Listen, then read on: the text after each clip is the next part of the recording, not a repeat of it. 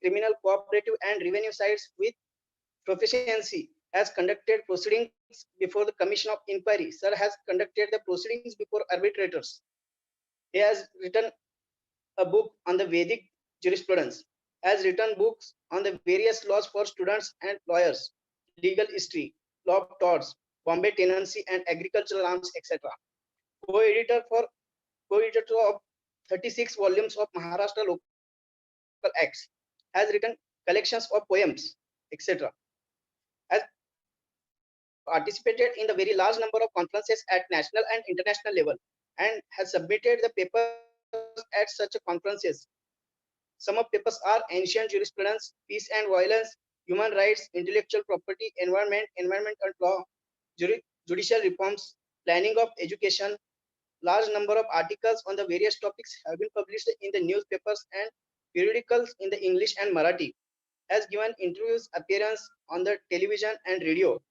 I am very thankful to all as I get opportunity and honor to introduce Mr. V.E. Awar sir.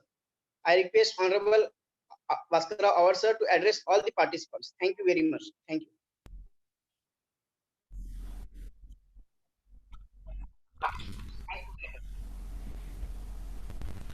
Thanks, Hemant. Now I request Advocate Award sir to start with our today's topic.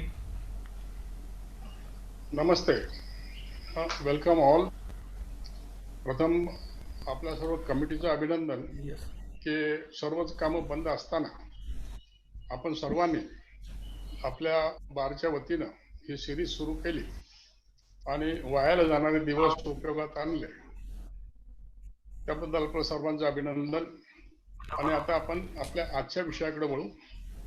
आपला आजचा विषय आहे law of pleadings with reference to CPC.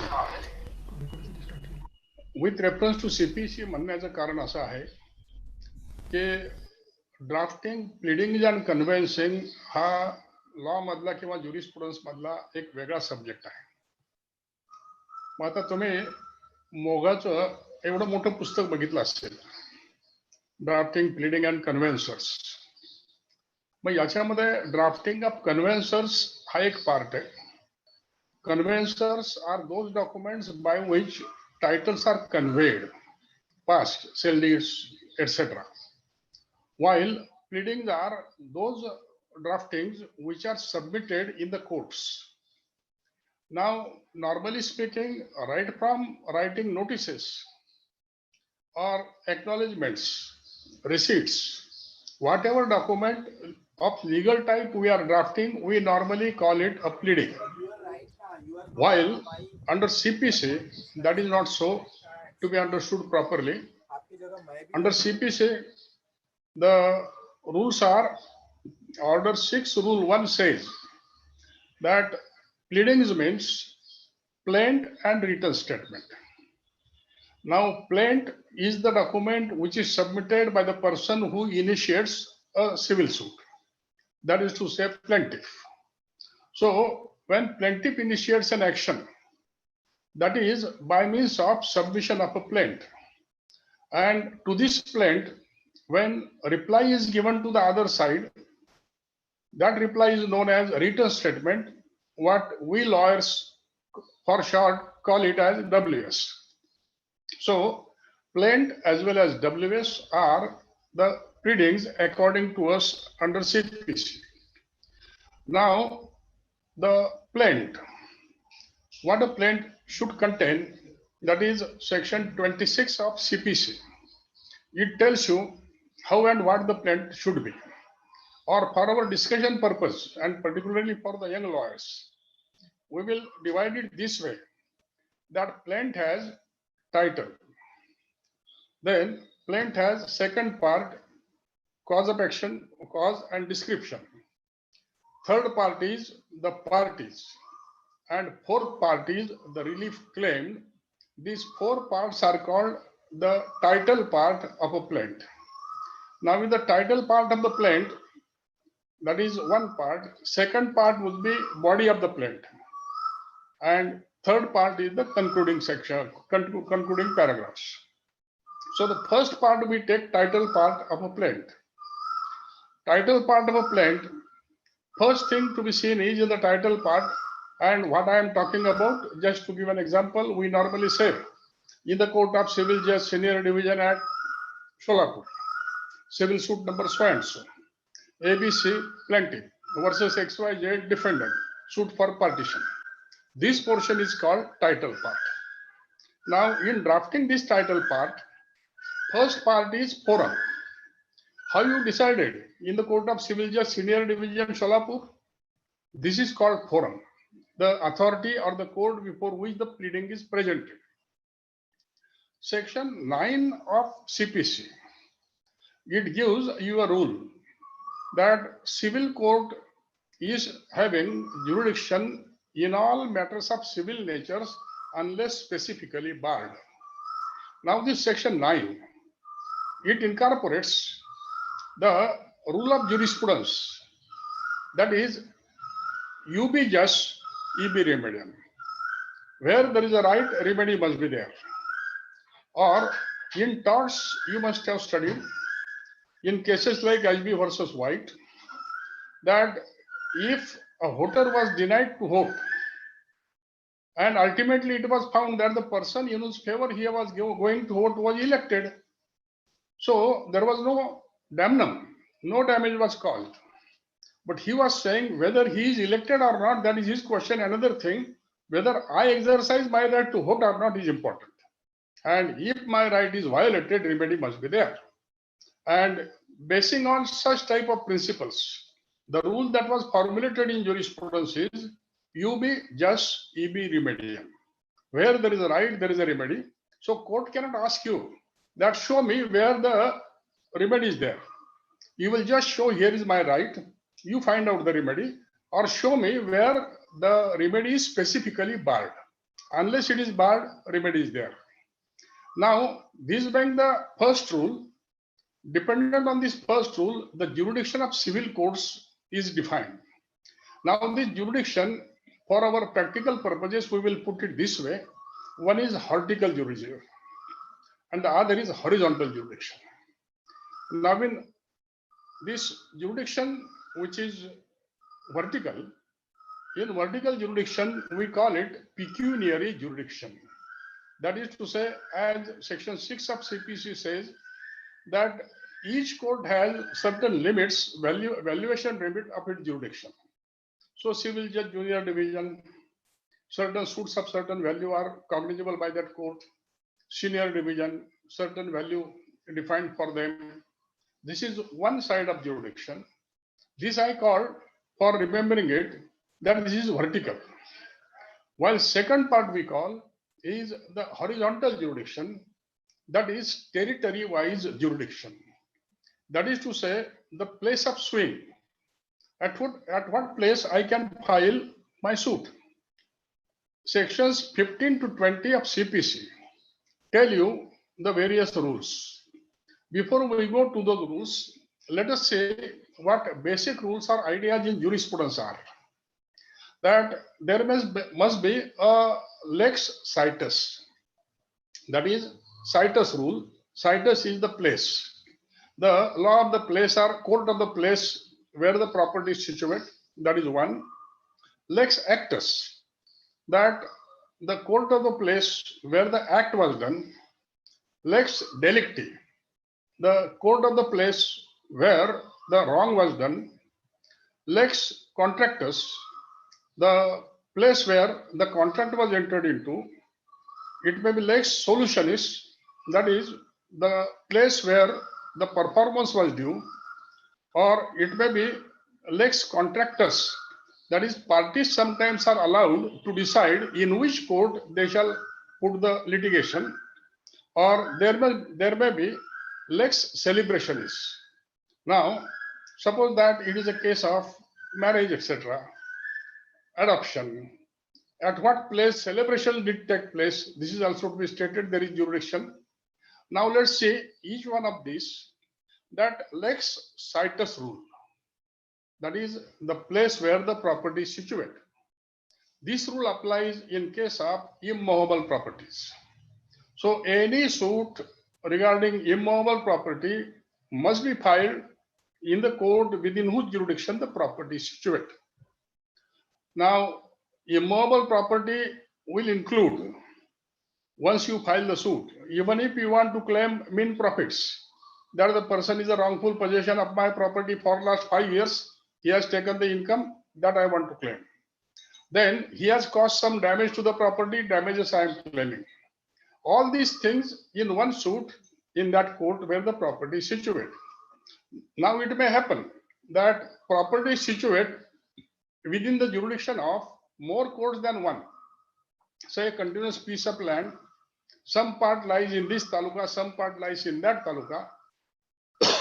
In such a case, the rule is that any court within whose local limits of jurisdiction part of the property is situated, that court has jurisdiction.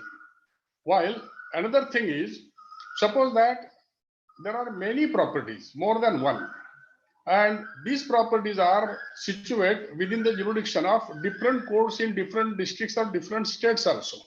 Some property in Bombay, some property at Solapur, some property at Kolhapur, some property in Delhi. And for this immovable property, suit is to be filed. All these suits, if in many jurisdictions property is there, suit can be filed in any court wherein the property is any property is situated. Now, when such type of suits are filed, that concerning immovable property, these may be suits for partition. These may be suits for recovery of possession. These may be suits for declarations, suits for specific performance, suits for permanent injunctions, suits for recovery of the damages to the property, suits for recovery of mean profits. All these will lie within that court within whose jurisdiction the property is situated. While the next rule is lex actus, that is where the act was done. Suppose that A enters into a contract with B. Contract was entered into in Solapur. Solapur court will have jurisdiction. That act was done there. Or third rule, lex delicti. That is to say, if delicti is a wrong, if some wrong has been done by a person and you are claiming damages for that wrong, then the place where the wrong was done, you can file the suit. Or the place where the defendant resides, there also you can file the suit. Both are allowed, that is your choice. Or there may be the lex actus or contractus.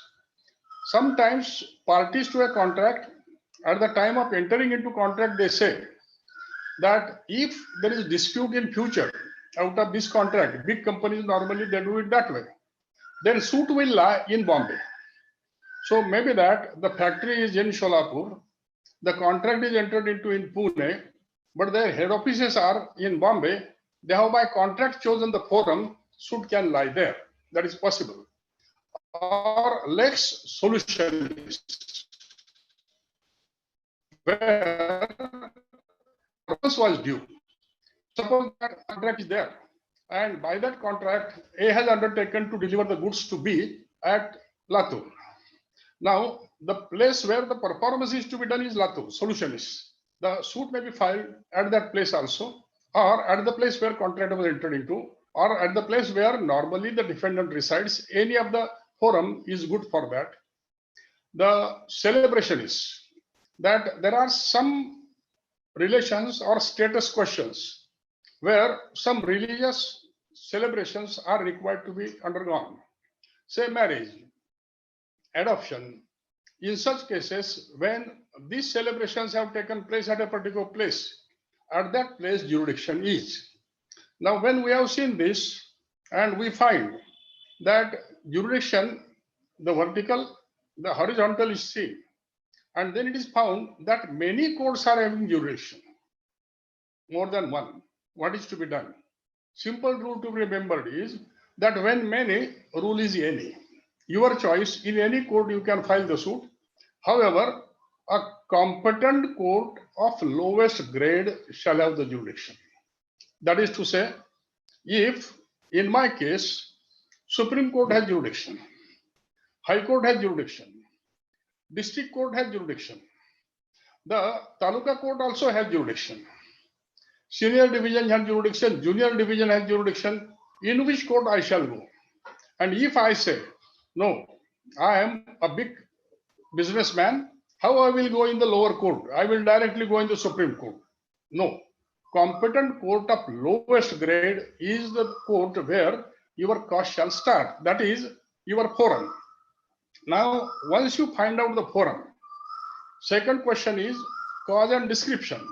So, first line we answered just now, that in the court of civil judge, junior division or senior division at Solap, that was forum. Second, civil suit number so and so of 2020. This is description of the cause. It may be special civil suit number so and so of the year 2020. That is the second detail. And third detail is parties. Normally, the person who initiates the suit or proceeding, his description and name is to be given first, and his character is to be given. That ABC plaintiff, then versus XYZ defendant against whom the pleading or action is initiated. Now, how plaintiffs are to be described? CPC says that in such cases, give full description of each person. That is to say, normally, the name of the person, identity, age of the person, occupation of the person, and detailed address on which summons or notices can be served on such person, that is to be given, and what character he is feeling in this suit, whether he is plaintiff. The proposition does not end here. Second problem arises that if there is some person who is incompetent legally, say that a minor, and his property is being damaged, and on his behalf suit is going to be filed. Now, in such cases, the guardian would be acting for minor. So description will be ABC, minor, age 15 years, occupation, residence, whatsoever, acting through his legal guardian, so and so. If there is no guardian and district court has appointed a guardian for him, the authority, that guardian as appointed by the district court by order so and so, acting through so and so.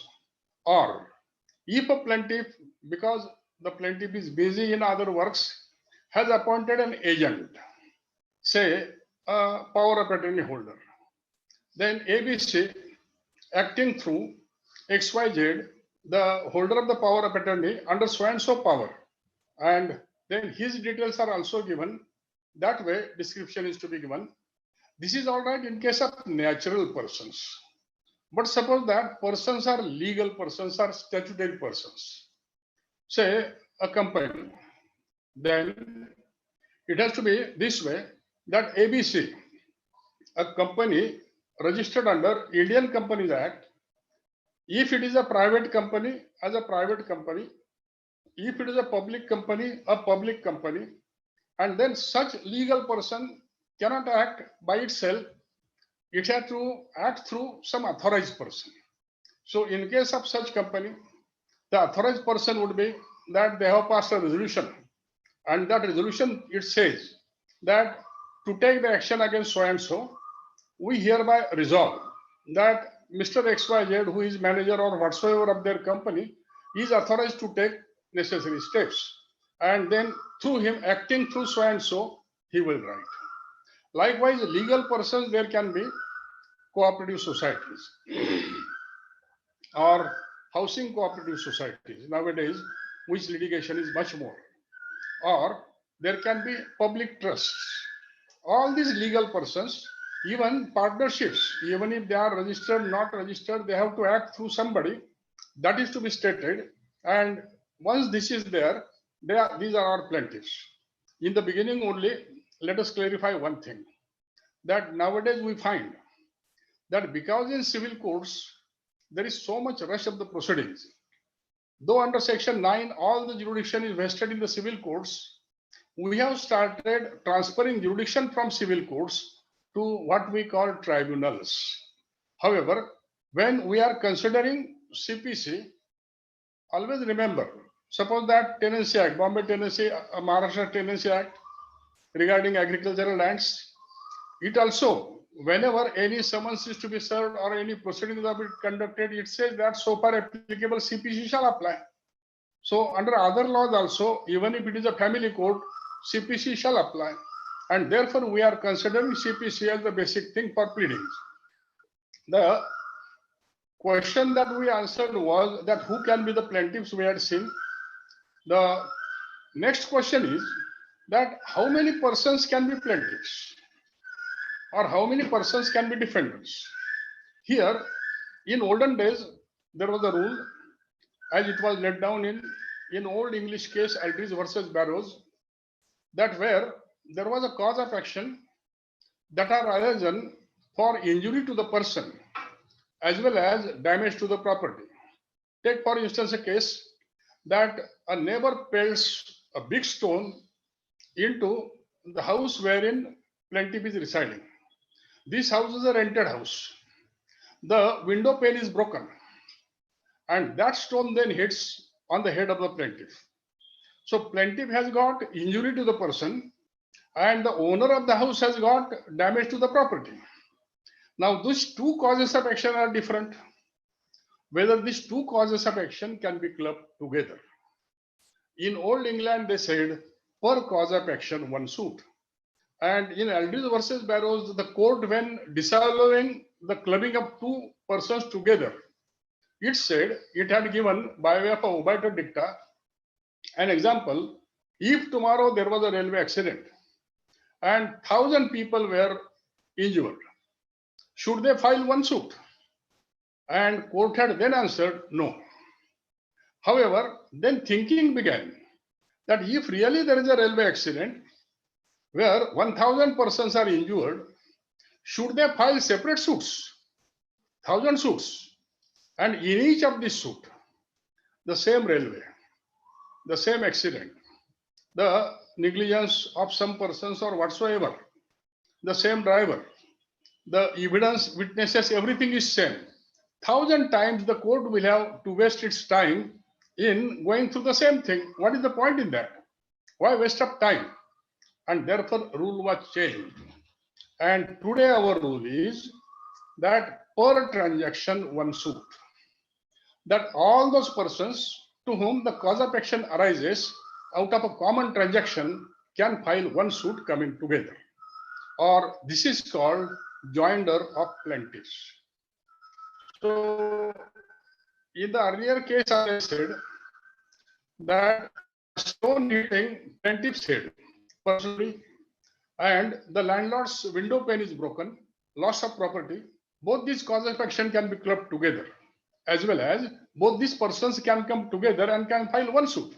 Likewise, suppose a negligent driver on the road, he hits a man and then goes and damages a house of another man.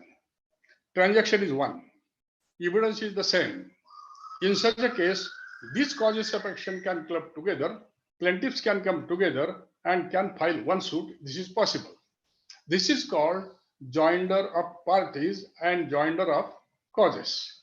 Likewise, suppose a plaintiff, आपल्याकडे म्हणतात बघा की शहाण्यानं कोर्टाची पायरी चढू नये. असा एक शहाणा मनुष्य आहे की आतापर्यंत पुष्कळाने त्याला त्रास दिलाय, पुष्कळ गोष्टी घडल्यात त्याच्या विरुद्ध, पण नको जायला कोर्टात जाऊन काय 5, 10, 15, 20 वर्ष किती जातील माहित नाही, तो आपला निग्लेक्ट करत होता. आणि आज त्याच्या विरुद्ध कोणीतरी एक मोठी गोष्ट केली. मग त्याने एक यादीच लिहून काढली की अमुक साली माझ्या विरुद्ध अमुक यांनी असं केलं होतं, अमुक साली असं अमुक केलेलं होतं, अशी सगळी यादी काढून मग त्याने एक सूट लावला. Whether this is possible. Transaction wise one suit. If there are more transactions than one, you cannot club those causes of actions or those transactions together. If you club those, it is called a multifarious suit. That is a suit wherein different suits should have been there. You are trying to club together. Such type of plaint is badly drafted. Next proposition would be that who can be the defendants that plaintiffs we had seen. Now in case of defendant also, you will have to state the name of the defendant, age, occupation, residence, etc. And if he is a minor, major, in the similar ways, the legal representative is to be seen to be put there. But what persons can be clubbed together? The rule again is the same, that all those persons against whom the cause of action has arisen out of the same transaction can be clubbed together. That is to say, a morcha is there. And in that morcha, one person has pelted a stone on your house, other person has hit you with a stick, third person has abused you. They are all together one transaction. Against each of them, there is a different cause of action. Their different actions are there, but all these can be clubbed together and they can be the co-defendants. This is joinder of defendants. So considering this joinder of defendants and joinder of parties, the suits can be filed once this particular detail about the parties is there. Next part in title. So first we are seeing title. We are seeing forum in the court which we have selected. Then there was the jurisdiction, vertical, horizontal. Then there were the parties, and last detail is relief claimed. Here, this is technical but essential. Normally, what we do, की सोलापूर येथील civil जज senior division यांच्या कोर्टात दिवाणी मुकदमा number किंवा special दिवाणी मुकदमा number so and so ABC वादी विरुद्ध XYZ प्रतिवादी दावा निरंतर ताकितीसाठी, दावा वाटपासाठी, दावा स्पेसिफिक परफॉर्मन्ससाठी, खरेदीखत करून घेण्यासाठी, हे जे आहे ना, हे डिस्क्रिप्शन ऑफ द कॉज आहे, हे सुद्धा दिलं पाहिजे. एवढं दिलं की टायटल पार्ट पूर्ण झाला. हा टायटल पार्ट झाला की प्लीडिंग मधला दुसरा पार्ट जो येतो, तो दुसरा पार्ट येतो बॉडी ऑफ द प्लेंट. आता बॉडी ऑफ द प्लेंट मध्ये काही टेक्निकल डिटेल्स आहेत बघा, किंवा आपण असं म्हणू की first impression is always important. कधी कधी जज देखील चांगला कॉम्पिटंट असेल तर तुमचा फक्त प्लीडिंग बघितल्याबरोबर तुमच्या विषयीचं मत तो फॉर्म करू शकतो. प्लीडिंग मध्ये काही जर बेसिक चुका केल्या तर तो असं समजेल, अरे हे वकील एवढे तयार नाही, वादीचा प्रश्न येत नाही किंवा प्रतिवादीचा प्रश्न येत नाही. हे प्लीडिंग जे आहे याच्यामध्ये पहिली लाईन नेहमी हीच आली पाहिजे, the party who is submitting and what is the pleading. किंवा आपण पहिली लाईन घेतो बघा की प्रस्तुतवादी प्रस्तुतचा दावा दाखल करतात की, और the present plaintiff hereby submits this plaint praying to state as follows. This sentence that is important, that is opening of the pleading. Then there is pleading is to be divided into various paragraphs. These paragraphs, as per order 6 and rule 2, these are to be consecutively numbered. म्हणजे आता समजा तुमच्याकडे ownership housing मध्ये पहिल्या मजल्यावरती 101, 102 हे संपले की दुसऱ्या मजल्यावर 201, 202 असा चॉईस घ्यायचा नाही. आपण फार फॉरवर्ड झालो असं म्हणायचं नाही. The paragraphs must be numbered consecutively starting with 1. So 1, 2, 3, 4, 5 without leaving any gap, paragraphs are to be numbered. Another also important detail is there, which is not that way strictly fulfilled by anybody nowadays. That detail is that each paragraph should be one sentence paragraph. That is to say, जेव्हा आपण pleading करतो, plaint लिहितो किंवा WS लिहितो, तेव्हा एक paragraph हा एक वाक्य असला पाहिजे. त्याच्यात तुम्ही कॉमा वापरा, सेमिकोलन वापरा, पण फुल स्टॉप पुढे वापरायचा नाही. कारण मग दोन वाक्य एकमेकांच्या विरुद्ध जर गेली तर त्यांचा अर्थ कसा लावायचा हा प्रश्न निर्माण होऊ शकतो. पण आजकाल आपण बघतो की जेवढा दाव्याचा सब्जेक्ट मॅटर मोठं, तेवढं दाव्याची लांबी जास्त असते. काही काही दावे आजकाल मी बघतो 20 आणि 30 पेजेसचे सुद्धा असतात, 40-50 पेजेसचे असतात. सुप्रीम कोर्टात 60-60 पेजेस पर्यंत जातात पिटिशन्स. जेव्हा जेव्हा तुम्हाला थोडक्यात लिहिता येत नाही, तेव्हा तेव्हा तुम्हाला चांगलं प्लीडिंग करता येत नाही, हा त्याचा अर्थ असतो. आणि म्हणून शक्यतोवर सिंगल सेंटेन्स पॅराग्राफ पाहिजे. नाव these paragraphs, when you are writing, there are some technicalities of these paragraphs. In these technicalities, one of the thing is that when the suit is concerning immovable properties, then some details must be given, and those will be as initial stages. Suppose that if it is a suit for partition, suit for injunction, suit for specific performance, so it is concerning property, immovable property, then your first paragraph will be description of property. And in giving description of property, the requirements are that property should be described in such a way that from description, it can be identified even by the court officers. Therefore, if it is agricultural land, then agriculture record of right number, maybe survey number, maybe gut number, maybe port hissas, what we call, that will be there. Area, assessment, and boundaries.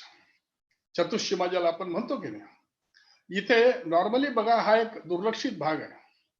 चतुष्सीमा लिहिताना असे एक practice मी बघितली की east west south north, म्हणजे एक आडवी रेघ मारायची, एक उभी रेघ मारायची, फुली तयार झाली. असं चालत नाही. टेक्निकली मी मगाशी जसं म्हटलं की तुम्ही एक जरी टेक्निकल डिटेल चुकला तरी वकील एवढा परिपक्व नाही, हे जजच्या लक्षात कधी कधी येऊ शकतं, जज तेवढा परिपक्व असेल तर. आणि म्हणून मग रूल खरा असा आहे की start with east and go clockwise. So east, south, west, north, this way description must be given, boundaries must be given. While this rule may be deviated from in case of urban properties. That is to say, in cities, the properties are situated next to roads. And therefore, in such cases, city survey numbers, plot numbers, subplot numbers, this shall be given. And even if you start description from the road, then even if it is east, west, south, north, whatsoever, that so and so road on east or south or north, and then go again clockwise therefrom. This way, the boundaries shall be given. It is regarding immovable properties.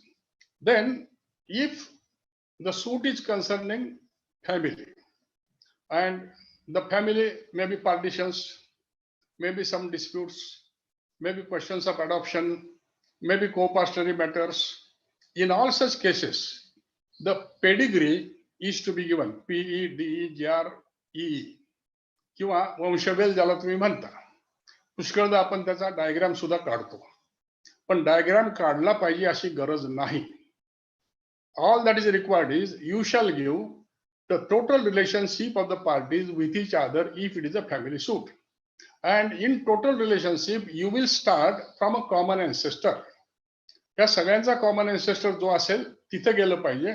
And therefrom, how the various branches have come down and what character they are filling. So, असं तुम्ही लिहित आला की जो कोणी plaintiff आहे त्याच्या नावाच्या खाली तिथं प्लेंटिफ लिहा, जो कोणी डिफेंडंट त्याच्या नावाच्या खाली डिफेंडंट लिहा. असं हे लिहिलं मग डायग्राम काढला पाहिजे अशी गरज नाही. पण याच्या ऍडिशन मध्ये डायग्राम काढला तर आनंदाची गोष्ट आहे, पण फक्त डायग्राम काढला तर पुरेसा नाही. You must have explain the total thing. याच्यानंतर पुढचा जो डिटेल नॉर्मली असतो ह्या क्लॉजेस मध्ये की जेव्हा जेव्हा अशी काही रिलेशनशिप तयार केलेली असते कॉन्ट्रॅक्टनं, समजा एखादा मनुष्य टेनंट आहे आणि लीज आहे किंवा हाऊस लीज आहे, तर मग the defendant is a landlord, plaintiff is a tenant, he is a monthly tenant, monthly rent is so much. हे डिस्क्रिप्शन दिलं पाहिजे प्रॉपर्टीचं डिस्क्रिप्शन बरोबर. किंवा एखाद्याला तुम्ही एजंट केलाय आणि तो कमिशन साठी काम करतोय, मग तो कधीपासून कसं करतोय, टर्म्स अँड कंडिशन काय आहेत. किंवा एखादा मनुष्य एम्प्लॉय केलेला आहे आणि त्याच्या एम्प्लॉयमेंटचा पगार वगैरे दिला नाही म्हणून त्याने दावा लावलाय, then he will state under what provisions, from what date he was appointed, what was his salary fixed, either monthly or yearly, whatsoever, and how he has been paid and how he is not paid. That will have to be given. Next detail in the initial paragraphs. Whenever there is a suit for recovery of a money claim may be contractual or money claim for damages also. Suppose that a contract is there and a person says from defendant, I have to recover a sum of rupees 25 lakh. Now, once he has come to a total 25 lakh, he has to give account. It is called account clause. That original amounts of the goods sold, expenditure for delivery, A, B, C, D, E, F, each of the amount is to be stated and then total given. This is total of the claim.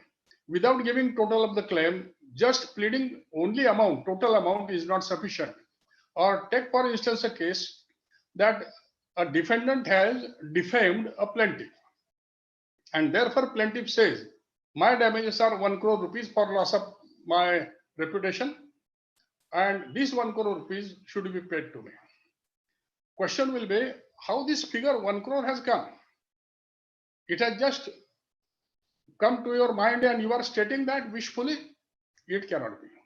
He has to state that because of this, a contract that I was likely to get, it is lost. Because of this, there is a loss of so many rupees. Then I had to attend these things. I had to file the suit. The damages are so much. This way, each detail of the figures are to be given, and then the total is to be given. While in some cases, the clauses are that the plaintiff wants to claim certain claims either together or individually from one person or all of them. He has to state that specifically. Though transaction is one, A is liable, B is liable for this, C is liable for this, D is liable for this. प्रत्येकानं माझ्या विरुद्ध काय काय केलंय ते नीटपणानं त्यानं समजावून सांगितलं पाहिजे.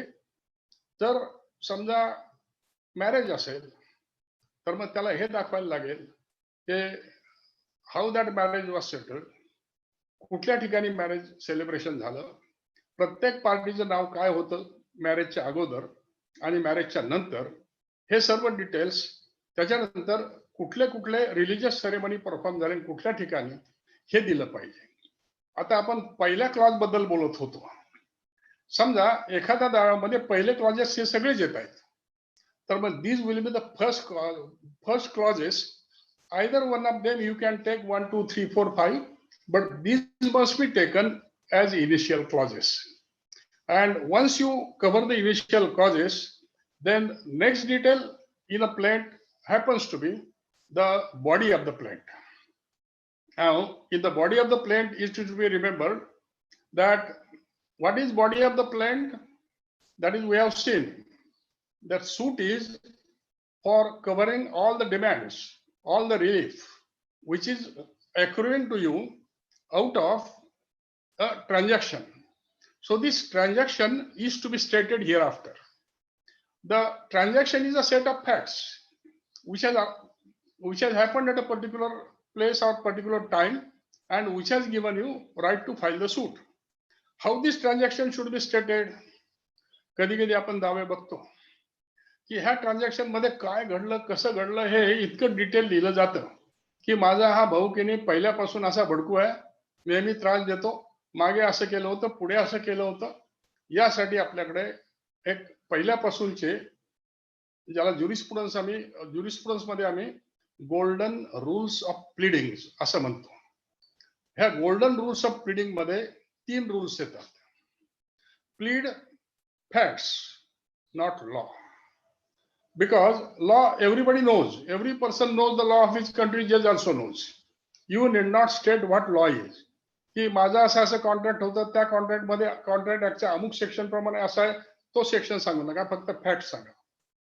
Plead facts, not evidence is the second rule. That with what evidence you propose to prove it, what is the evidence with you to prove that you need not state. Plead facts in a concise manner and only material facts. हे जे 3 rule आहेत, ह्या 3 rule मध्ये, golden rules मध्ये, these are covered by rule 2 of order 6 of CPC, and it says that in a concise manner you should state the facts and you should state in short what exactly is to be stated. These facts again clause wise 1, 2, 3, 4, 5, those. If suppose that first clause was description of property, second clause was the pedigree, then from third clause the transaction will be narrated by you, and this transaction once narrated, you go to the next detail of that title, that concluding clauses of the body of the plaint. जसे आपण सुरुवातीला initial clauses काही technical आहेत आणि ते घेतलेच पाहिजे असे म्हटलो, तसे काही क्लॉजेस कन्क्लुडिंग क्लॉजेस आहेत ते घेतलेच पाहिजे आणि ते शेवटीच आले पाहिजे. म्हणजे ट्रान्झॅक्शन स्टेट करून झालं की शेवटी हे क्लॉजेस येतात. मग ह्या क्लॉजेस मध्ये आपण नेहमी लिहितो बघा, ह्या टेक्निकल क्लॉजेस मध्ये की समटाइम्स कधी कधी एक मेडिकल निग्लिजन्स असेल तर तुम्ही असं म्हणत असता की to prove this negligence I am hereby submitting along with the list the reports of the postmortem, किंवा कोणी टेक्निकल आर्किटेक्टचे रिपोर्ट्स आहेत, व्हॅल्युअरचे रिपोर्ट आहेत, हे सगळे इव्हिडन्शियरी जर असतील तर ती इथं प्लीड करत बसायचं नाही. They are annexures. किंवा तुम्ही नेहमी दावा लावताना दाव्याबरोबर एक यादी देता बघा, आणि त्या यादीमध्ये list of documents item number 1, 2, 3, 4. This way technical clauses you will here only say the plaintiff is hereby submitting the document submitted with the list at item number so and so. They should be read as part of the plaint. This is one of the technical clause. Then in technical clauses, you are also to state the accrual of the cause of action and limitation. That when cause of action arose to you and how it is within limitation. Normally, causes of action arise out of a transaction we have seen. Now, that transaction, that date, you have to state here again that cause of action for the present suit arose when the defendant committed breach of contract. And that was on so and so date. Therefore, suit is within limitation. Now, for damages to be recovered for breach of contract, limitation is 3 years. Suppose that if you were to say that the defendant had committed a breach of contract 6 years back. However, he has acknowledged the liability on so and so date within limitation. Thereafter, he has made a part payment of the loan on so and so date within limitation. And from that part payment, today the suit is within limitation. That is to say, if you are claiming extension of time of limitation as per the provisions of Limitation Act, those are also to be stated. Then one of the technical closing clause you have to include is valuation. That suit is valued because for every suit you are to pay court fee and other charges. So valuation of the suit. Now some suits are valued pro rata, some suits are valued fixed court fee, some suits are valued at random court fee. Whatever it is, you have to give the valuation. That if it is suit is valued at the amount of claim, at the amount of say consideration, and accordingly court fee is paid thereon. Statement that payment is made is also to be made. Sometimes court fee may not be paid. You must state there. However, plaintiff does not have capacity to pay the court fee, and hence the plaintiff has filed an application for dispensing the court fee, ज्याला आपण म्हणतो की माफ करून मिळावी आणि मला नादारीत दावा लावता यावा. That is to be stated there. And their next clause is also to be that under what principle you are claiming jurisdiction.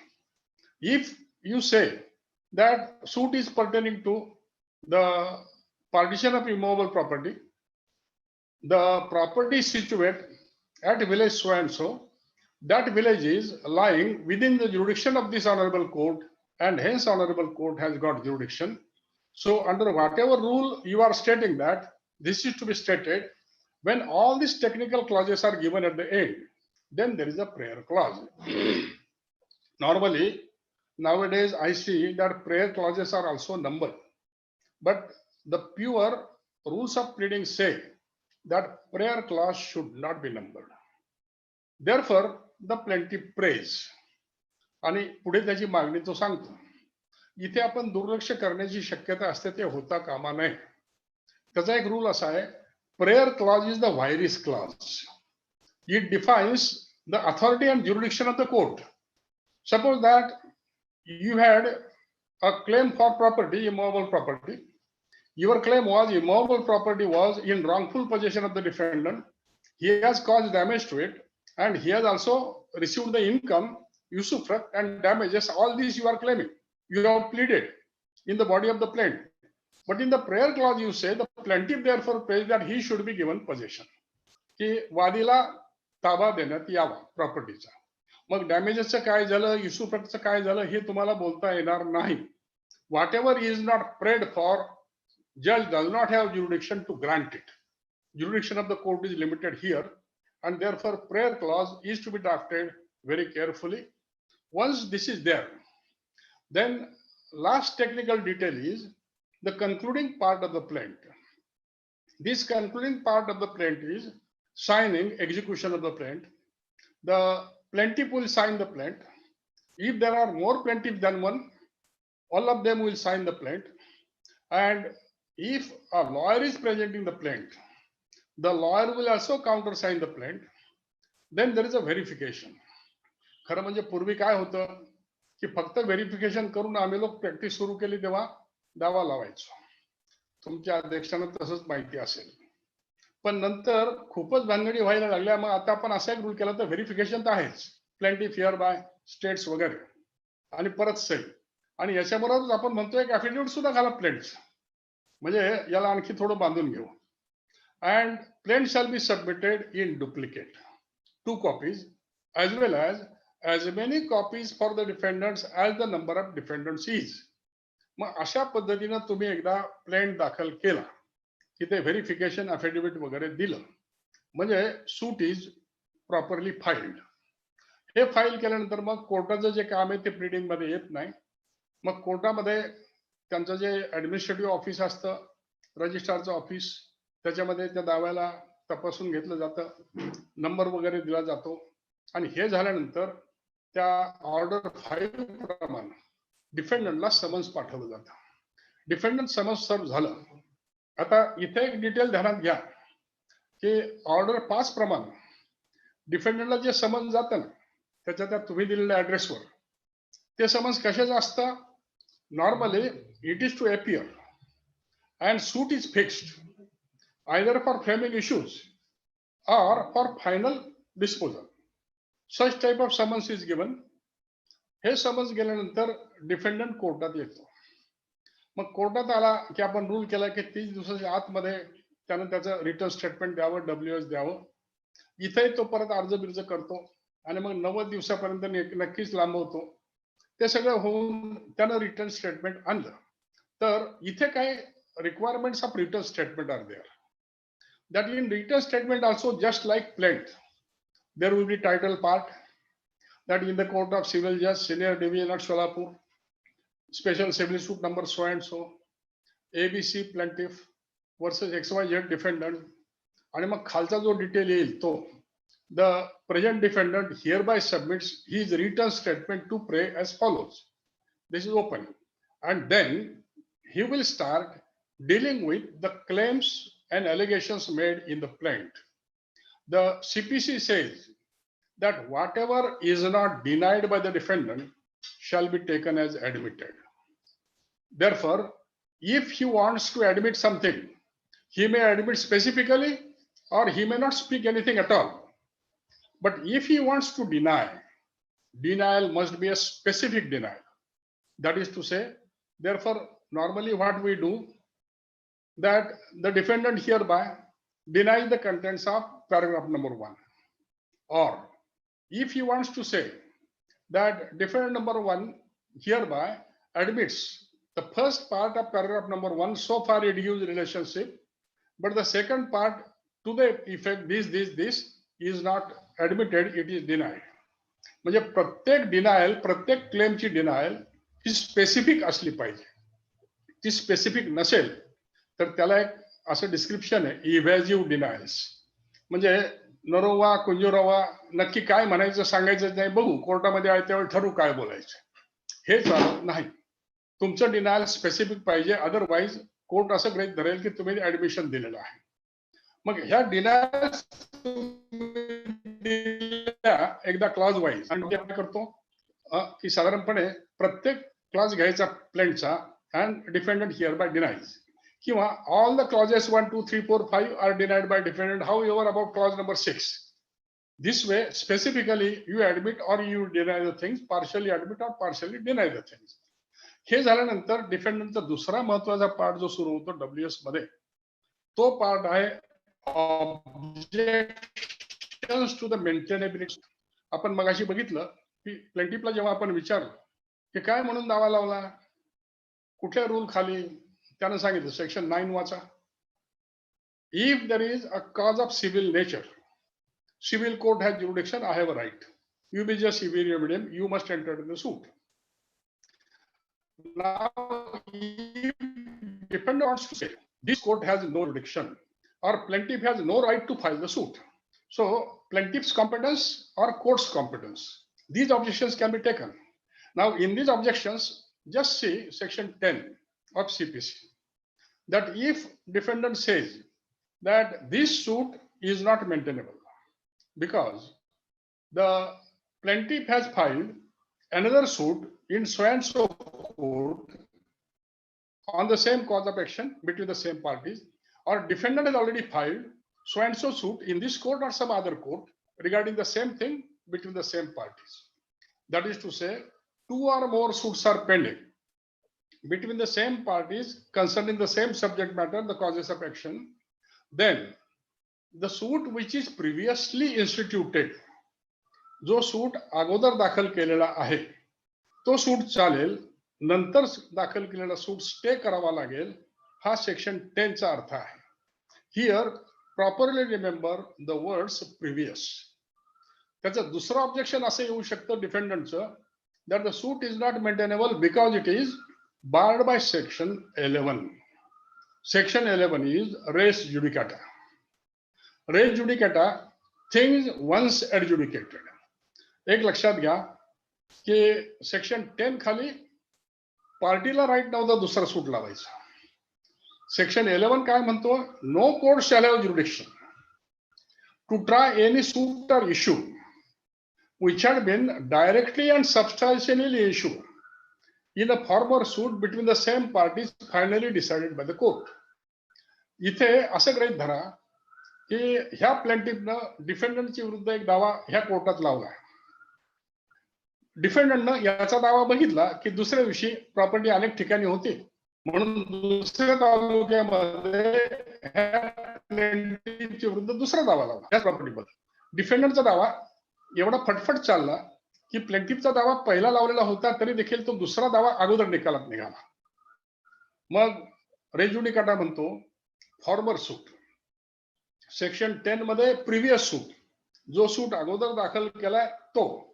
Section 11 मध्ये farmer suit. Farmer suit means that suit which is decided first, even if it might have been filed later. म्हणजेच मग हे हा suit finally decide झालेला आहे, interim orders वगैरे धरायच्या नाही. इथे no court shall have jurisdiction हा एक महत्वाचा मुद्दा आपण थोडा वेळ ध्यानात घेऊ की इथे jurisdiction of the court is barred, not the ability of the parties. Why it is barred? And the reason therefore is, it is said because this res judicata itself is the subject matter of one. In limited time we can go through all that, but that's घेऊन जातो. One of the effect of res judicata is that all these questions of fact of both the parties are put together by the judge. The facts are considered with evidence and with the appropriate provisions of law.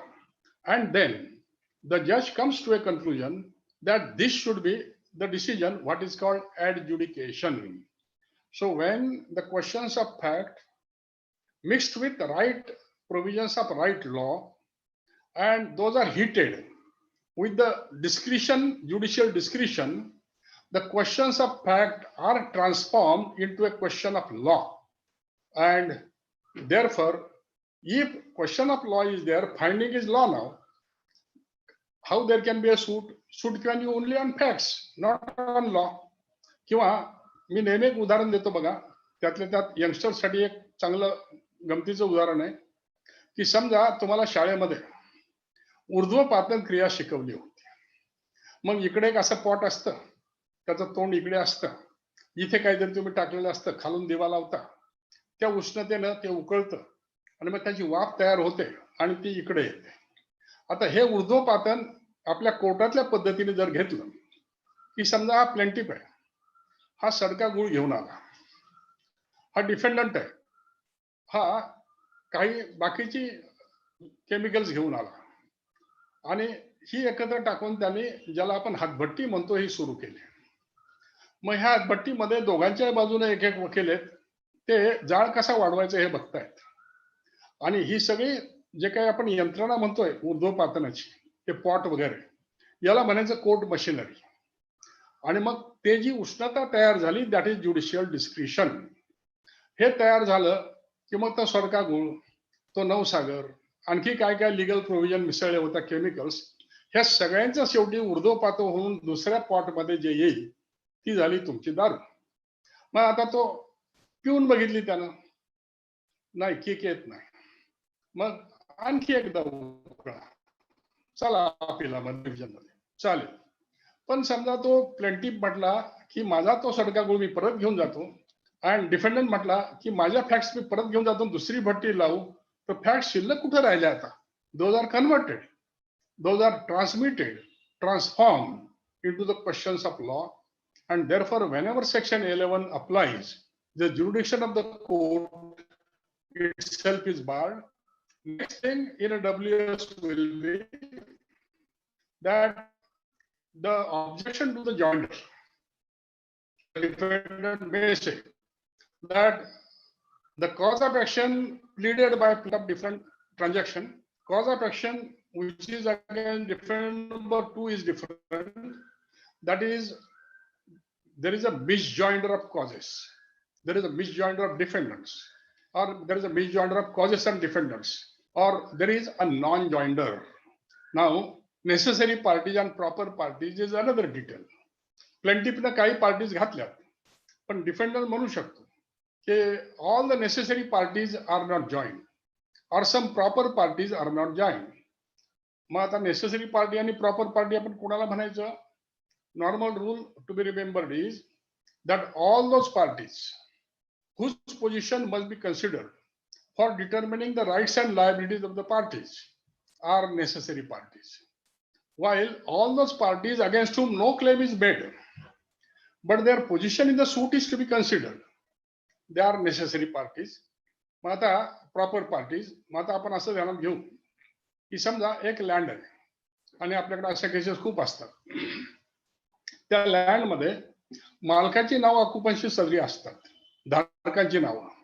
मग त्याच्यात ए 8 आणे, B 8 आणे, आणि बीच्या 8 आण्याबद्दल B न एक agreement केलंय plaintiff बरोबर, आणि त्या अग्रीमेंटचा स्पेसिफिक परफॉर्मन्स करायचा. एचं आणि बीचं अजून वाटप झालं नाही, आणेवारी फक्त दाखवलेली आहे, वेगळा 7-12 झालेला नाही. मग आता अशा केसमध्ये याचा जो दावा आहे स्पेसिफिक परफॉर्मन्स, हा काय म्हणणार आहे की बी न त्याचा 8 आणे हिस्सा मला विकायचा, अविभक्त हिस्सा मला विकायचा, असा करार केलेला आहे. मी पैसे द्यायला तयार आहे, पहिल्यापासून तयार होतो, रेडी अँड विलिंग, म्हणून तो मला मिळावा. मग आता डिफेंडंट नंबर 2 ला का पार्टी केलं बाबा? I have no claim against him, but since he is having a half share, undefined half share, he is made party. आता डिफेंडंटचं जर म्हणणं असेल की हा हाफ शेअर त्याचा आता एकत्र राहिलेला नाहीये, तो डिवाइड झालेला आहे, आणि म्हणून तो प्रॉपर पार्टी नसतोय आणि नेसेसरी पार्टी नाही. There is a misjoinder of parties, किंवा डिफेंडंट असे म्हणू शकतो की तो प्रॉपर पार्टी जो आहे ना 8 आणे शेअरवाला, त्याला ह्या प्लेंटिफनं प्रतिवादीच केलेलं नाही, and therefore there is a non joinder of parties and hence the suit is bad. याच्या पलीकडे जाऊन एक 2-3 गोष्टी आपण अशा डिस्कस करू. सेक्शन 12, सेक्शन 12 सेज, सेक्शन 10 मध्ये आपण बघितलं की 2 or more suits, only one shall proceed. Section 11 मध्ये म्हटलं की former suit is already decided. Section 12 म्हणतो की if the plaintiff is precluded from filing a suit by any rules, or his suit is barred by any rules of CPC or any other law, then in that case, suit is barred, suit cannot be filed. These objections will be taken by the defendant. Now, when defendant signs this WS and submits it, likewise, affidavit, verification, lawyer's signature, all that will be there. Once this is done, sometimes there is a problem that some emergent, urgent orders are to be obtained, and therefore we call interim orders are also to be there. In interim orders, without wasting more time, since I have taken much of your time, that in interim orders we will see, say, order 39, rule 1 or 2, that when the property is in danger, defendant is likely to damage it, to cause harm to the property, is threatening to sell the property, or change the nature of the property, or to trespass into the property. Therefore, emergent orders suit will take a long time. Till then, in the meanwhile, grant me some relief. Such interim relief, when it is prayed, इथे सुद्धा ध्यानात घ्यावं लागेल की तुमच्या दाव्यामध्ये जसं तुम्ही म्हणता मला ताबा मिळाला पाहिजे, वाटप मिळालं पाहिजे, काय म्हणायचं ते म्हटलं तुम्ही, तसंच त्यामध्ये खाली ABCD जेव्हा तुम्ही प्रेयर क्लॉज केला त्यात आणि ह्या दाव्याच्या निकालापर्यंत तुर्तातुर्त मनाई हुकूम देण्यात यावा असं प्लीडिंग आलंच पाहिजे. आणि मग त्यासाठी वाटल्यास 39च्या प्रोव्हिजन्स प्रमाणे तुम्ही वेगळं ऍप्लिकेशन दिला दाव्याला सोबत जोडून, that application for temporary injunction, interim injunction, and interim injunction whatsoever. And when this application is there, considering the propriety of this application, the judge will have to decide whether defendant should be heard on this. म्हणजे त्याचं काही म्हणणं घ्यायचं की नाही. किंवा असं सुद्धा असतं कधी कधी दाव्यामध्ये की प्लेंटिफनं जेव्हा क्लेम केलेला असतो की माझा क्लेम याच्याकडनं 10 लाखाचा आहे आणि डिफेंडंट म्हणतो 10 लाखाचं ट्रान्झॅक्शन झालंय बरोबर आहे, पण ऑलरेडी मी याला 5 लाख दिलेले आहेत. म्हणजे आता डिफेंडंटनं सेटअप सांगितलेला आहे. किंवा जेव्हा जेव्हा असं असतं की डिफेंडंटचं म्हणणं आहे की जरी मी यानं मला 10 लाखाचा माल दिला होता तरी हा सगळा माल डिफेक्टिव्ह म्हणून मी परत केला होता आणि मला एवढा लॉस झाला म्हणून माझा ज्याच्या विरुद्ध काउंटर क्लेम आहे, counter claim is as good as a counter suit. Therefore, the defendant will have to pay court fee on that, and plaintiff will have right to make his WS, to give his WS to that. This way, when it is decided, just think one thing. आपण 39(1)(2) जो आणलाय की नाही हा specific performance मधला आहे. Specific performance आहे temporary injunction, permanent injunction. पण त्यासाठी स्पेसिफिक परफॉर्मन्सचा दावा लावत बसा, प्रोसिजरली ह्याच दाव्यामध्ये घ्या, याला इंटरिम प्लीडिंग म्हणू आपण. याच्यामध्ये हे प्लीडिंग होत असताना आजकाल दुसरा एक प्रकार यायला लागला आहे आणि तो दुसरा एक प्रकार असा आहे बघा की दावा लावला की एक 7 अकराचा अर्ज येतो. काय 711 order 7 rule 11 that this suit is not maintainable under 711, therefore this should be decided first. Till then even 39(1)(2) should not be considered. इथे थोडंसं मला सिनियर मंडळींना सुद्धा याच्यात जॉईन करून घ्यायचंय की असं गृहीत धरा तुमचा हे ऑर्डर 39 रूल 1(2) हा इंटरिम ऑर्डर बद्दल बोलत होते. ऑर्डर 7 रूल 11 हा तुमच्या या सूट मेंटेनेबिलिटी बद्दल बोलतोय. तर त्याचं थोडं वर्डिंग बघा.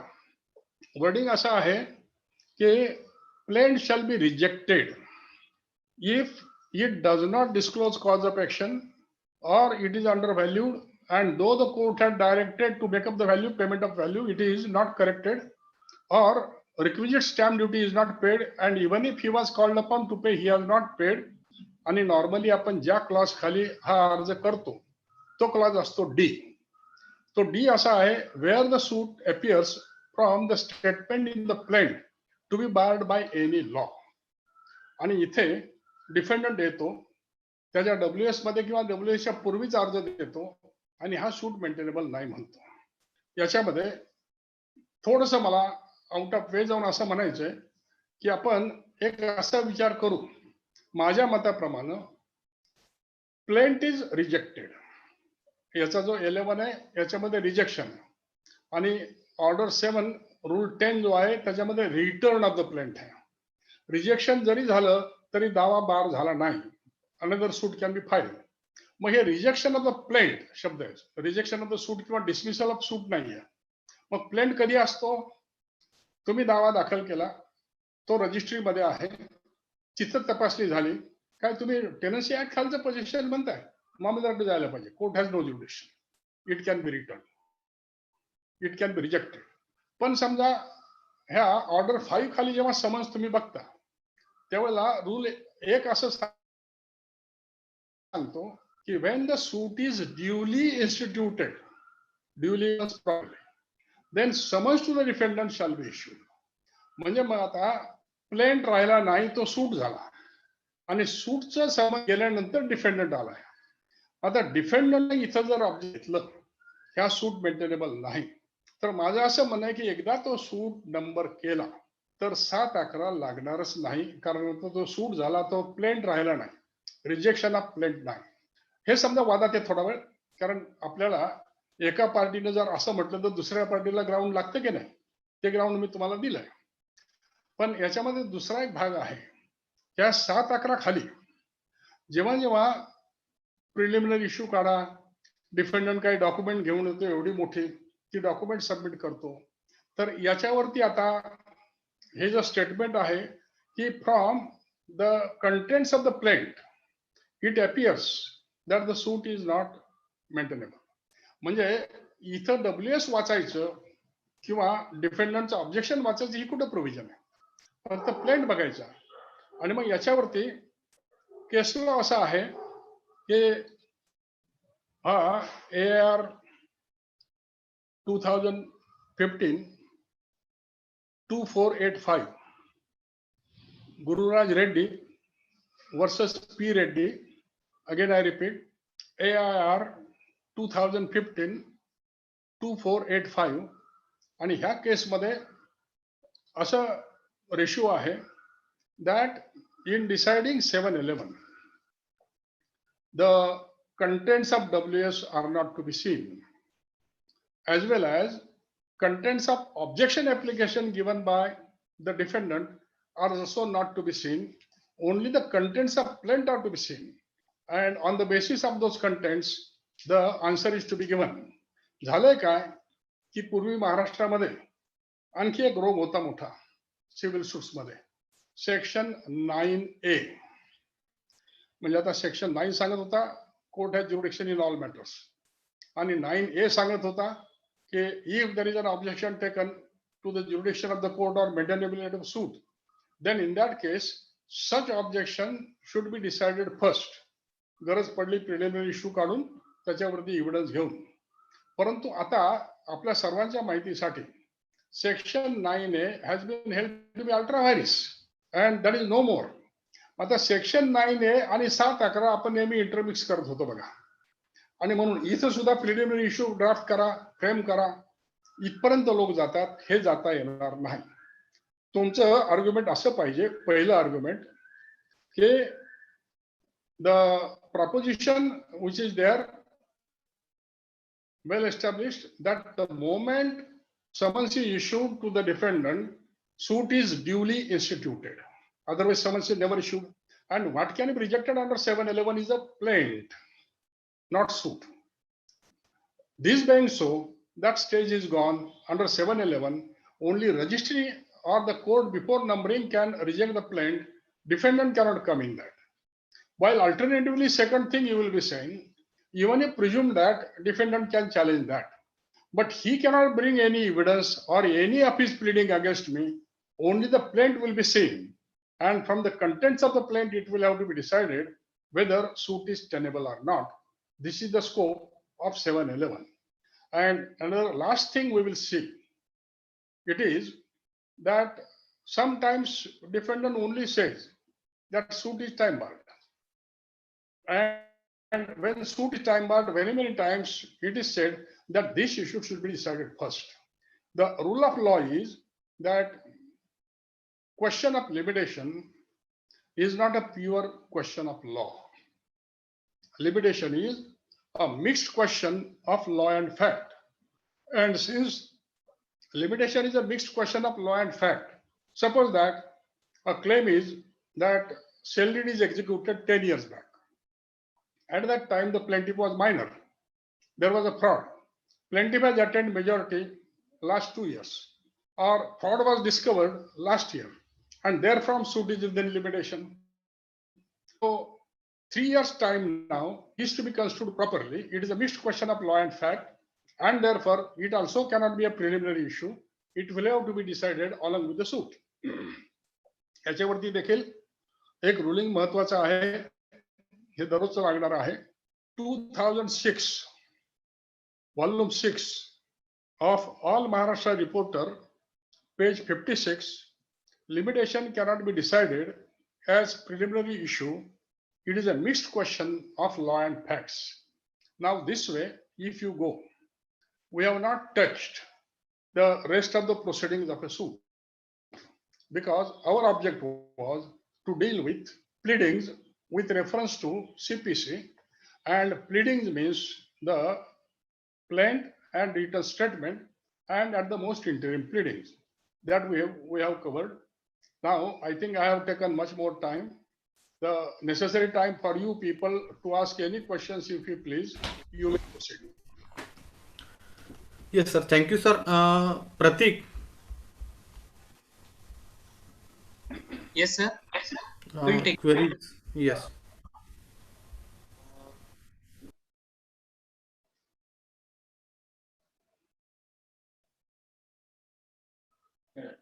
While drafting the notice.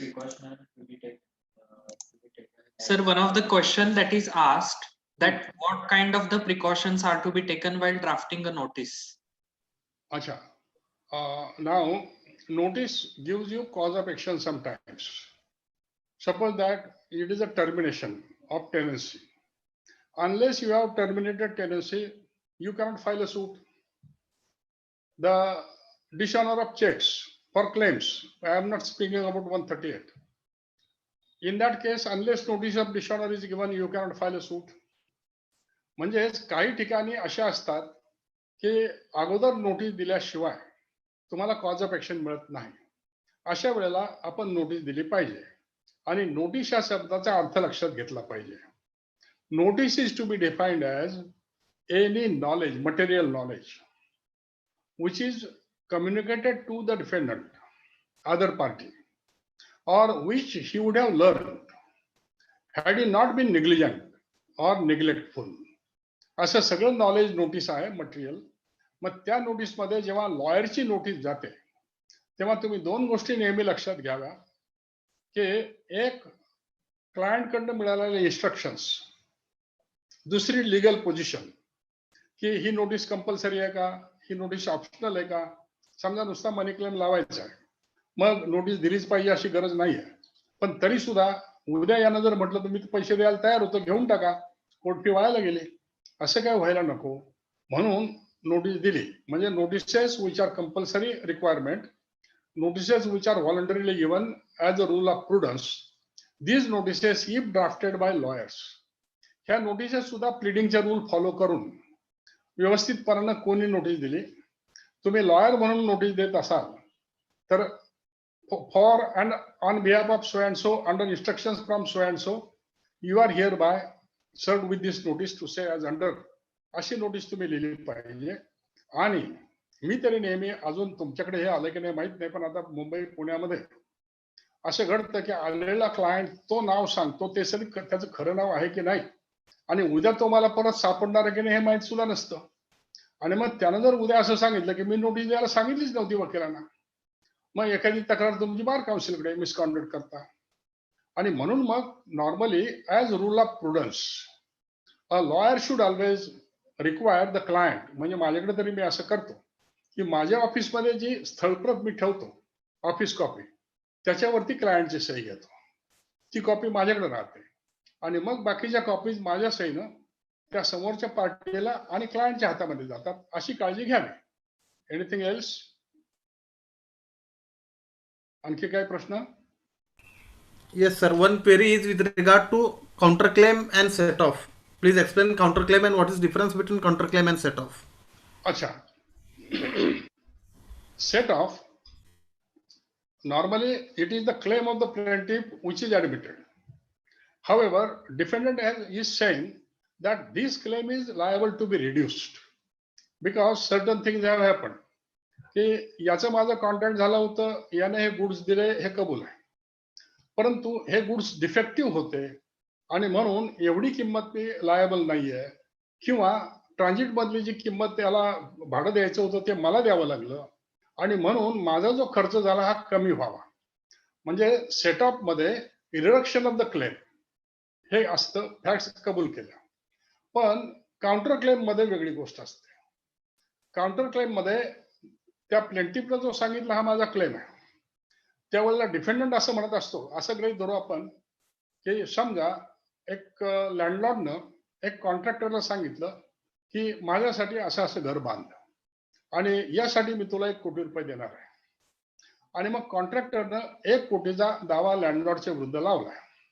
इथे लँडलॉर्डचं जर असं म्हणणं असेल की हे सगळं बांधलेलं घर त्याचं कम्प्लिशन म्युनिसिपालिटीने द्यायला नकार दिलेला आहे, because it is not as per rules, and therefore he has caused loss to me by breach of contract, and hence I am entitled to claim from him an amount of compensation which may be lesser than 1 crore or even more than 1 crore. म्हणजे काही देणं लागत नाही, शिवाय माझा claim त्याच्या विरुद्ध आहे, याला म्हणायचं काउंटर क्लेम. अर्थात counter claim must also arise out of the same transaction. एवढंच आहे की काउंटर क्लेम जणू काही वेगळा सूट आहे असं काही धरलं जातं आणि त्याप्रमाणे त्याची कोर्ट फी भरायला लागते. हा काउंटर क्लेम एकदा आला की त्याची नोटीस प्लेंटिफला जाते, प्लेंटिफ त्याला रिटर्न स्टेटमेंट देऊ शकतो आणि परत ते पुढे सुरू होतं. किंवा ऑर्डर 6च असं म्हणते बघा की pleading is may be amended at any time of the suit. अर्थात अमेंडेडचा अर्थ असा आहे की some facts which were not known to the parties at the time of filing of the plaint or WS, and those facts have come to the notice of the parties later, or some later developments are there, then those by amendments can be introduced. Yes, आणखी काय?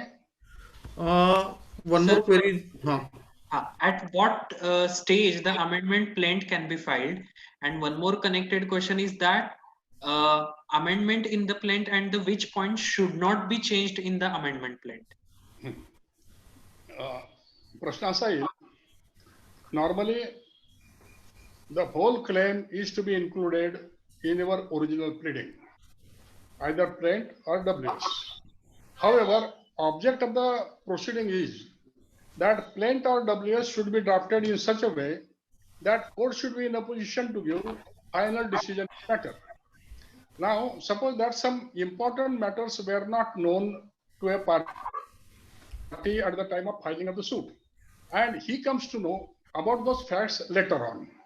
Now, if those facts are necessary for final decision of the suit, he can seek leave of the court by giving an application that I be allowed to amend my pleading, and that pleading may be allowed to be amended, or some subsequent development has taken place which at the time of filing of the suit was not there, and that fact is necessary for deciding the claim. Again, amendment will be allowed. Amendment जशी plaintiff करतो तशीच amendment डिफेंडंटला सुद्धा करता येते.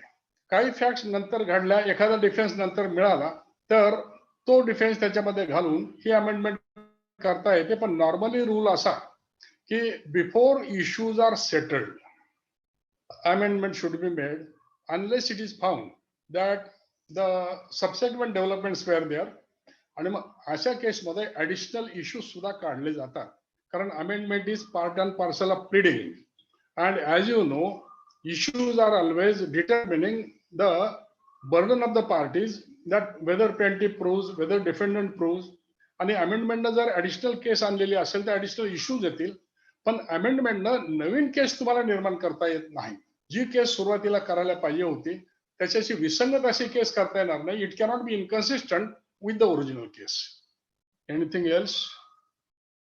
Yes, sir. One more query is with regard to res judicata and constructive res judicata. Res judicata And constructive res judicata. Yeah. Now, constructive itself means what was not pleaded. The proposition we have seen that a plaint or suit must include all the claims at one time. You cannot split up the claims. That is to say, all grounds of attack or grounds of defense must be taken at one time. If you leave some grounds of attack or grounds of defense, those are constructively decided. किंवा मगाशी मी जसं म्हटलं होतं की तुमचा दावा आहे की माझ्या प्रॉपर्टीमध्ये शेतामध्ये हा आनंदीकारानं घुसलाय, गेल्या 2 वर्षात त्यानं पीक घेतलंय, तिथल्या विहिरीचं नुकसान केलंय, म्हणजे आता मीन्स प्रॉफिट तुम्हाला यू आर एंटायटल्ड किंवा डॅमेजेस यू आर एंटायटल्ड, आणि मग तुम्ही याच्यामध्ये ह्या मीन्स प्रॉफिट किंवा डॅमेजेसचा उल्लेखच केला नाही, फक्त पजेशन तुम्हाला दिलं. The suit is decided finally. आता सबसिक्वेंटली जर तुम्ही म्हटला की माझा मीन प्रॉफिटचा आणि नुकसानीचा दावा शिल्लक आहे, तर तो येत नाही, कारण constructively it is also decided, it is also barred. एवढंच नव्हे तर एक चांगला डिटेल आहे बघा ध्यानात आला म्हणून की व्हॉट इज इमूव्हेबल प्रॉपर्टी. प्रत्येक कायद्याप्रमाणे सोयीप्रमाणे डिफिनेशन केली जाते. सीपीसीतली तुम्ही बघितली की नाही माहित नाही, पण असं काही धरा की तुमच्याकडच्या एका शेतकऱ्याने, बार्शीतला शेतकरी आहे, त्यानं छानपैकी कलिंगडची बाग लावलेली आहे. आता कलिंगड काढणीला आलेले आहेत, पक्व झालेले आहेत, आणि हा बार्शीतला शेतकरी एका पंढरपूरच्या शेतकऱ्याला पुण्यामध्ये भेटतो आणि सांगतो की माझी ती शेतातली कलिंगड मला विकायची, घेतो का? आणि यानं सांगितलं की मी घेतो. आता हे जे कॉन्ट्रॅक्ट झालं हे मूव्हेबल प्रॉपर्टीचं आहे की इमूव्हेबल प्रॉपर्टीचं आहे? आणि सीपीसी असं म्हणतं की the growing crops are movable property. Transfer of property act प्रमाणे वेगळं होईल, पण इथे पिकं जी उभी आहेत, ऊस विकायचा करार झाला, मुव्हिंग प्रॉपर्टी, आणि मूव्हेबल्स मध्ये हा जाईल आणि त्या पद्धतीने ज्युरिडिक्शन ठरेल. आणखी काय? There are no further queries. One query is with regard to jurisdiction, error within jurisdiction and error outside jurisdiction. Error within of jurisdiction. Error within jurisdiction and error outside jurisdiction. पण error कसली कोणी केलेली, म्हणजे जजची का? Just तसंच त्यांनी विचारलं. आता आपण त्यासाठी असं म्हणू की सेक्शन 20 ते सेक्शन 24 हे ध्यानात घ्या. आणि त्याच्यामध्ये असं म्हटलंय बघा, when some property is situated within the jurisdiction of one court, that is a court at Barsi. Some property is situated within the jurisdiction of another court, Marsiras, and both the suits are pending. One suit filed by one party, other suit filed by other party. Both the suits cannot go on. Then it is possible that a party shows to the court that here unnecessarily 2 matters are pending. One suit should be transferred to another court and they should come in one court. मग अशा वेळेला असा rule आपण apply करतो 24 खाली की application shall be made to that court to which the suit in which the court in which the suit is pending and the court to which it is sought to be transferred are subordinate to the same court, district court. Application to district judge Solapur. समजा एक court आहे, एक दावा आहे सोलापूर जिल्ह्यात, दुसरा दावा आहे सातारा जिल्ह्यामध्ये, आणि आता ट्रान्सफर करायचा आहे. Common superior court is high court. Application shall be made under section 24 to high court. आणि समजा एक प्रॉपर्टी मुंबईत आहे, दुसरी प्रॉपर्टी दिल्लीत आहे, देन सुप्रीम कोर्टात जायचं नाही. In that case if different high court should be there, the court in which the suit is pending, application shall be made to that court. आणि दॅट कोर्ट जसं ठरवेल की कुठल्या कोर्टानं प्रोसीड व्हायचं किंवा कोणाकडे ट्रान्सफर करायचं, तसे दावे ट्रान्सफर होतील आणि डिसाइड होतील. Anything please? Yes sir, thank you so much sir. Now I request Advocate Pratik Salgar to offer vote of thanks. Good evening to one and all. I am firstly grateful to Awad sir that he has spared his valuable time and addressed